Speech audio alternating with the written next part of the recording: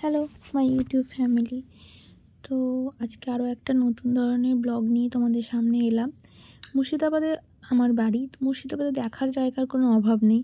তো প্রথমেই আমি, সোনাই এবং ঈশান তিনজন মিলে বেরিয়ে পড়েছিলাম নবাবের দুয়ার, হাজারদুয়ারি সেখানে। কিন্তু হাজারদুয়ারি যাব না, তার আগে আর একটা মহল রয়েছে, সেই মহলে যাওয়ারই রাস্তা। দেখতেই পাচ্ছ, এক সাইডে রয়েছে গঙ্গা এবং অন্য সাইডে রয়েছে এই যে নতুন প্যালেসটা। এই প্যালেসটা অনেক দিন ধরেই আছে, মানে অবশ্যই থাকবে অনেক দিন ধরেই, কিন্তু মানে আগে খোলা ছিল না, এখন এই প্যালেসটা খুলছে। আর এটাকে বলা হয় নিউ প্যালেস বা ওয়াসিফ মঞ্জিল প্যালেস বা মিউজিয়াম। তো এর মধ্যে কি রয়েছে চলো দেখা যাক। প্রথমেই আমরা এর ভিতরে ঢুকবো, তারপর মানে দেখাচ্ছি এর ভিতরে ঢোকার পর কি রয়েছে।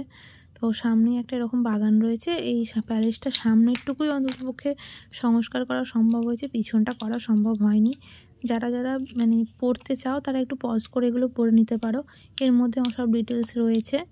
তো কি হয়েছিল, কত সালে আবিষ্কৃত হয়েছে, কত সালে নির্মাণ কাজ সম্পন্ন হয়েছে। প্রথমে এখানে আমরা 10-20 টাকা টিকিট কেটে নিয়েছি।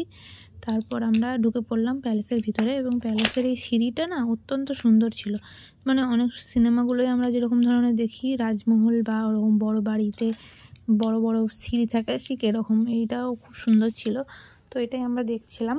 তারপর দেখতে তো এইখানেও আমরা কিছু পিকচার ক্লিক করছিলাম। এরপর আমার হাজব্যান্ডকে বললাম যে তুমি একটু ক্যামেরা করে দাও, আমি আর মানে আমার ছেলে ঈশান দুজন মিলে আমরা যাচ্ছিলাম। এই সিঁড়ির ধাবিগুলো এত উঁচু উঁচু ছিল যে বুঝতেই পারছো, দেখে একটু হাঁপিয়ে যাচ্ছিলাম আমরা। তো সংস্কার করা হয়েছে যদিও ঠিকঠাক, কিন্তু তাহলেও এখানে রয়েছে যে প্রচুর পরিমাণে আয়না, যেগুলো বেগমরা ব্যবহার করতো। এবং এই প্যালেসের পিছনে যে প্যালেসগুলো আছে সেখানে বেগমরা থাকতো। এটা হলো ওয়াসিফ মঞ্জিল প্যালেস। এখানে উনি থাকতেন, প্রাক্তন নবাব বাহাদুর ইনি থাকতেন। আর এই প্যালেসটা নির্মাণ হয় 1908 সালে, নির্মাণ কাজ সম্পূর্ণ হয়। তো এখানে অনেক মিউজিয়াম যেরকম টাইপের হয় আর কি, ঠিক সেরকমই এখানে অনেক জিনিসপত্র তাদের ব্যবহার করা, নবাবদের ব্যবহার করা জিনিসপত্র রয়েছে। ড্রেসিং টেবিল, আয়না, প্রচুর পরিমাণে বেলজিয়াম কাচের বোধহয় তৈরি আয়না রয়েছে। এবং এছাড়া রয়েছে প্রচুর দলিল, খসড়া এবং আরও অনেক কিছু। বা লাইব্রেরিও ছিল, এটা এক ধরনের লাইব্রেরি রুম ছিল। প্রচুর পরিমাণে বইও ছিল, যেগুলো হয়তো এখন আর সেভাবে সংস্কার করা সম্ভব না। এছাড়া ছিল নবাবদের ব্যবহার করা হাঁড়ি কড়াই বাসন, যেগুলোতে রান্না করা হতো। আর এটা ছিল যে বললাম ওয়াসিফ মঞ্জিল, ওনার খাট বা বিছানা, পালঙ্ক। তো এটা ছিল হচ্ছে পুরো ভিতরটা, অন্দরমহলের ভিতরটা। আর বলছি না, চারিদিকে এত পরিমাণে আয়না ছিল, আর সবগুলো আয়নায় এত সুন্দর সুন্দর। এছাড়া ছিল হাতির দাঁতের ব্যবহার করা, ওই হাতির উপর ব্যবহার করতো যেসব এগুলো। আর এটা হলো একটা সুন্দর বুক সেলফ। আর এটা না ঘোরালে পরে চারিদিকে ঘুরবে। আমার এটা খুব পছন্দ হয়েছে এই জিনিসটা, কি সুন্দর তাই না? আর এত সুন্দর কারুকার্য এখানকার, মানে এই খাটটাই দেখো, এত সুন্দর খাটটার কাজ, আর কি উঁচু, মানে বসলেই নিজেকে একটা রাজা রাজা ফিল হবে। যাই হোক, তবে মুর্শিদাবাদ জেলায় থাকার জন্য এই একটা সুবিধা, আমরা বেশ টুকটাক করে যখন তখনই কিছুক্ষণের জন্য বেরিয়ে যেতে পারি নবাবের শহর ঘুরতে। লালবাগ বা আমরা থাকি না যদিও লালবাগে, আমরা বহরমপুরে থাকি, কিন্তু লালবাগে আমরা এগুলো টুকটাক করে ঘুরে আসতে পারি। আর যে এই জিনিসটা দেখছো, এটা দেখো, এটা হচ্ছে হাতির দাঁতের উপর বসার জন্য, হাতির দাঁতের না, হাতির উপর বসার জন্য এইসব জিনিসগুলো থাকতো। কোনোটা রূপোর তৈরি, এইগুলো ভিতরে রূপো দিয়ে কাজ করা আছে, মানে এমনটাই ওখানে লেখা আছে। আচ্ছা, এইগুলো মনে হয় ওখানকার রান্না বান্না কিছু। তাছাড়া রয়েছে বহু বই।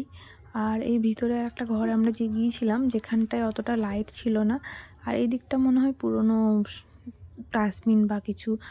তাছাড়াও রয়েছে পুরনো মানে যেগুলো এখন আর সংস্কার করা সম্ভব হয়নি, সেসব জিনিসগুলো, সোফা টোফাগুলোও আছে, কিন্তু সেগুলোর অবস্থা খুব খারাপ। ভিতরের কারুকার্যটা এত সুন্দর, মানে কিছু বলার নেই। এই যে একটা দেখছো, এটা বোধহয় লাইটের কিছু ছিল, মানে মোমবাতি রাখা। এছাড়াও ছিল অনেকগুলোই খাট ছিল, ডাইনিং টেবিল ছিল।